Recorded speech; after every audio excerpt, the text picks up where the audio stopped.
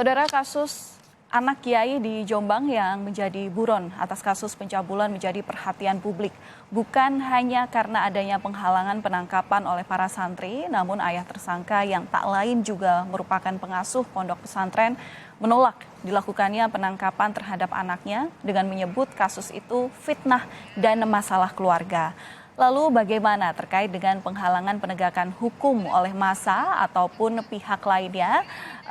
Saat ini kami akan terhubung dengan pakar hukum pidana Asep Iwan Iriawan. Selamat pagi, Mas Asep, Kang Asep. Selamat pagi, Mbak Valen. Ya, Kang Asep, jadi ini melihat daripada proses penangkapan yang dirasa ini sulit begitu ya, atau mendapati penghalang-penghalangan dari sejumlah pihak di sana, termasuk tadi juga Kabid Humas mengatakan bahwa ada 2 orang yang kemudian terpaksa ditangkap karena mencoba menghalangi. Seperti apa Kang Asep melihat ini, bagaimana kemudian ancaman pidana kemudian yang diberikan terhadap mungkin 2 orang yang dilihat menghalang-halangi proses penangkapan dari pihak polisian? Ya, yang pertama kan adanya ngeyel, bahasa Jawanya ngeyel bahwa yang bersangkutan ditetapkan sebagai tersangka, dipanggil secara baik-baik nggak ada, dipanggil dihadapkan yang kedua juga masih melawan, malah buron, malah menantang kan. Nah sekarang sekira tupoksinya, SOP-nya polisi kita apresiasi sudah dilaksanakan, ya artinya udah secara humanis, pendekatan pribadi, dan sekarang masih ada 2 orang lagi menghalang-halangi. Nah ketika 2 orang ini menghalang-halangi, yaitu adalah kriminal, ya diancam dalam pasal 221 KUHP. Jadi siapapun yang menghalangi proses hukum, yaitu proses penyidikan, maka yang bersangkutan bisa kena pidana dan proses di persidangan. Ini pembelajaran bagi siapapun ketika sebagai warga negara yang baik, ya harusnya dipanggil taat, tunduk, patuh dan taat untuk memenuhi. Ya soal benar salah soal nanti buktikan di pengadilan. Tapi faktanya udah beberapa kali ini diprovokasi, ya santri-santri ini melakukan perlawanan dengan nyebut fitnah. Nah suka nggak suka, pihak-pihak yang lain ini ya satu menghalangi penyidikan, kalau melawan petugas juga pidana juga, artinya melawan petugas juga itu kriminal juga, artinya bisa pasal-pasal berlapis dikenakan kepada mereka-mereka yang menghalangi proses penyidikan ini. Ya, Kang Asep, ini kan kalau dilihat ini terkait juga dengan pernyataan kepolisian bahwa proses penangkapan terhadap tersangka ini digunakan dengan cara humanis begitu ya, tapi apakah ini hal wajar dan ini juga sudah merupakan upaya yang ketiga begitu penangkapan terhadap Muhammad Subhi ini.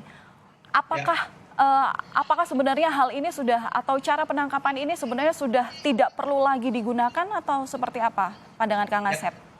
Yang pertama secara hukum sebenarnya panggilan atau penangkapan ya cukup sekali udah selesai. Nah, cuman mungkin pihak kepolisian ya melakukan pendekatan humanis sesuai dengan program Kapolri presisi. Nah, karena ada sensitivitas di situ, mungkin lakukan secara baik-baik. Tapi ternyata lakukan terbaik-baik, istilahnya udah keterlaluan ini kan. Sekira harus lakukan tindakan tegas, tuntas, dan lugas. Artinya apa? Kalau mereka tidak tegas, ini akan diikuti oleh pelaku-pelaku lain atau komunitas-komunitas lain dengan cara melakukan hal yang sama. Tapi saya pikir Polri sudah berpengalaman lah untuk beberapa tokoh-tokoh tertentu ya yang menyangkut kearifan atau keyakinan tertentu, atau bisa juga dihadapkan secara paksa kan. Maka saya pikir sekira kita apresiasi dan kita dukung ya. Saya kira masyarakat jangan melihat dilarikan ini soal agama atau soal santri, soal pesantren. Ini oknum pelaku yang melakukan kejahatan seksual yang harus diproses. Ini bahaya kan, kelakuan tidak sekali 2 kali dan ini sudah cukup waktu lama, 2 tahun lebih ya.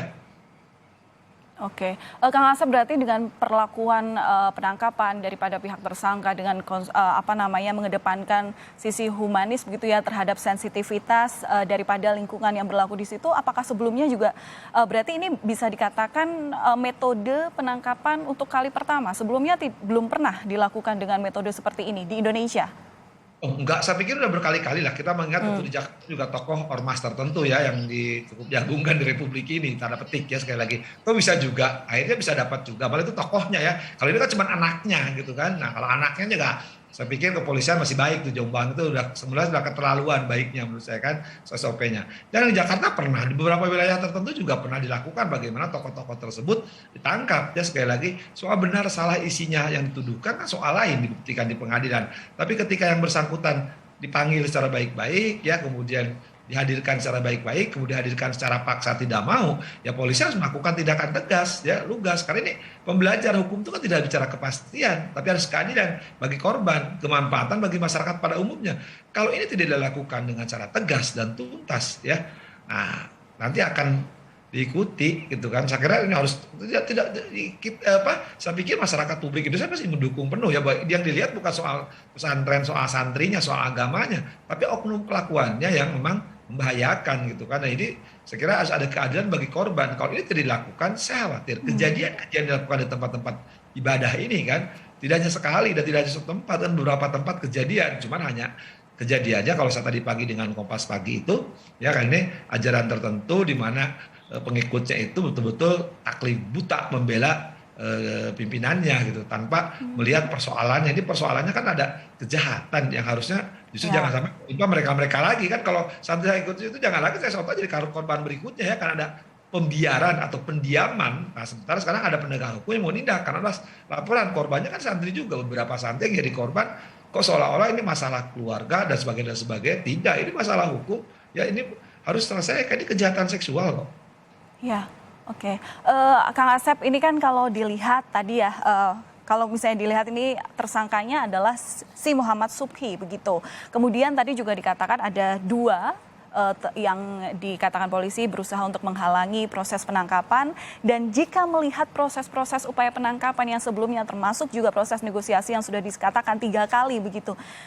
Berarti melihat hal ini termasuk juga ayah tersangka dan sejumlah santri yang mungkin berteriak begitu untuk melarang adanya penangkapan ini dapat dikatakan mereka juga melawan hukum, artinya juga dapat dikenakan hukuman kepada mereka. Sekali lagi, proses menghalangi proses penyidikan, ya penangkapan ini kan lagi proses penyidikan, ya penangkapan termasuk di dalamnya, ya. Nah, ketika dihalang-halangi, sekali lagi siapapun yang menghalang-halangi proses penyidikan, termasuk dalamnya adalah penangkapan, ya kriminal. Kita tidak melihat profesi jabatannya, sekali lagi. Apalagi sebenarnya tokoh masyarakat, tokoh kearifan lokal, tokoh kearifan keyakinan tertentu, kan harusnya beri suri toladan, ya. Kan maaf ya harus saya katakan, justru harus dibuktikan kalau misalkan mereka menghalang-halangi ya, dan dengan alasan bahwa terdakwanya misalkan difitnah, ya nggak apa-apa, masyarakat tuh kalau tidak terbukti juga pasti bebas kan. Ini kan fakta ya. Ya sekarang fakta yang terungkap orang walaupun mengikuti di media, korbannya kan santri, nanti sudah tali 1 tahun tahu. Tapi ketika kelakuan bejat anaknya dibela oleh ayahnya, oleh komunitasnya, kan tidak pada tempatnya. Di negara ini kan siapapun juga tunduk patuh terhadap hukum. Nah kalau sekarang pimpinannya ya mengatasnamakan ini adalah lembaga keagamaan, kemudian komunitasnya dengan teriakan-teriakan membela, ini yang dibela penjahat atau siapa gitu kan? Masa penjahat dibela, didiamkan? Soal benar salah soal nanti. Makanya ketika mereka melakukan perlawanan-perlawanan, polisi harus tegas lagi. Tidak hanya kepada tersangkanya, terhadap mereka-mereka yang menghalanginya harus diproses. Karena pembelajaran hukum itu tidak hanya bicara kepastian, tapi kemanfaatan. Jangan sampai pola ini ditiru oleh masyarakat pada lainnya. Karena kalau ini sampai lolos, sekali lagi ya, tentu kejadian seperti ini kan tidak hanya sekali 2 kali, ya berulang kali di beberapa wilayah lain. Jangan sampai diulang. Kalau nggak ada tindakan tegas, ya kita polisi udah cukup lugas gitu kan dengan persuasif dan mendengarkan, bahkan Kapolresnya juga 3 kali ganti. Terakhir ya secara baik-baik malah dihadapkan dengan massa. Jadi kan betul-betul keterlaluan gitu kan, ada warga negara di wilayah tertentu merasa yang paling benar gitu kan. Oke, berarti bisa dikatakan bahwa Kang Asep ini menilai bahwa sikap daripada polisi begitu ya kurang tegas terkait dengan proses penangkapan ini. Nah sebenarnya apa yang jadi pertimbangan polisi? Mungkin dengan adanya budaya di sana menjaga sensitivitas warga, terutama para santri yang melindungi putra daripada kepala ponpes begitu ya. Tapi apakah jika kemudian perilaku tegas yang dilakukan oleh pihak kepolisian untuk langsung tangkap begitu tersangka yang sudah statusnya DPO, kemudian terjadi keributan di sana, terutama jika kita melihat kemarin santri-santri juga banyak sekali yang menghalangi proses penangkapan ini. Apakah kemudian daripada proses keributan yang nantinya bisa terjadi, apakah ini juga mengarah bahwa polisi ini justru bisa jadi pihak yang dipersalahkan? Ya, gini, mungkin kan polisi sudah menjalankan hukum SOP-nya, ya, tupoksinya udah ada. Cuma tadi panama sensitivitas, kedua juga ya maaf harus saya katakannya ada oknum-oknum yang selalu membocorkan proses ini gitu kan, entah dari pihak manapun lah oknum sekali lagi ya, sehingga selalu ada halangan, ada tantangan, atau dicari-cari lah, ya harusnya lengkap, tidak lengkap beritanya gitu. Nah sekarang ketika ini memang jadi viral, kemudian jadi perhatian publik, ya polisi akan bertindak lebih tegas lagi. Memang khawatirnya adalah adanya perlawanan-perlawanan, takut akibatnya. Tapi kalau sekarang polisi udah tahapan-tahapan, udah jauh jaraknya, sekali lagi udah segala ditempuh, mereka melakukan perlawanan kan, bahkan melarikan diri sampai DPO. Saya pikir ketika, maaf dengan segala hormat ya, kalau sampai ada korban ya bukan kesalahan pihak kepolisian, kesalahan mereka-mereka ya anarkis karena diprovokasi melawan aparat ya. Nah ketika aparat sudah cukup sabar ya, sebenarnya menurut saya sudah cukup sabar aparat ini, ya harus ditindak tegas. Kalau nggak tindak tegas ini bahaya gitu kan, membahayakan siapapun. Oke, satu pertanyaan lagi, Kang Asep. Kalau nanti pada akhirnya Muhammad Subhi ini tertangkap karena statusnya yang menjadi DPO begitu, apakah hukumannya ini bisa diperberat atau pasal apa yang mungkin bisa dikenakan untuk tersangka yang seperti ini? Kita kan menjunjung ajas praduga tak bersalah, menjunjung hak asasi manusia. Proses penyidikan ini kalau saya lihat lengkap dulu berkasnya udah sebenarnya lengkap, kejaksaan menyatakan P21.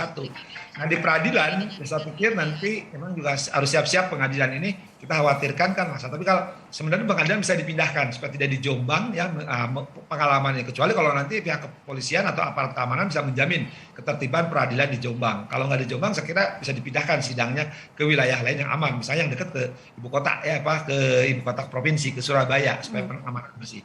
Nah ketika memang masuk persidangan, sekali lagi katakan kita aja seperti tak bersalah ya, bahwa dia terbukti melakukan perbuatan kekerasan seksual.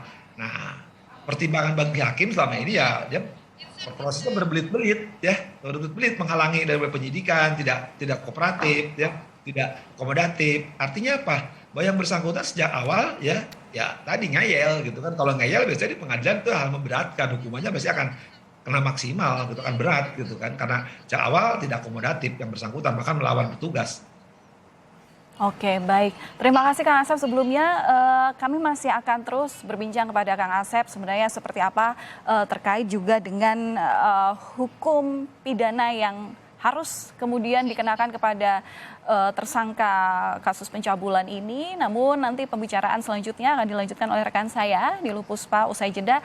Kami masih akan menunggu dan juga berharap mengenai insight-insight yang bisa diberikan oleh Kang Asep.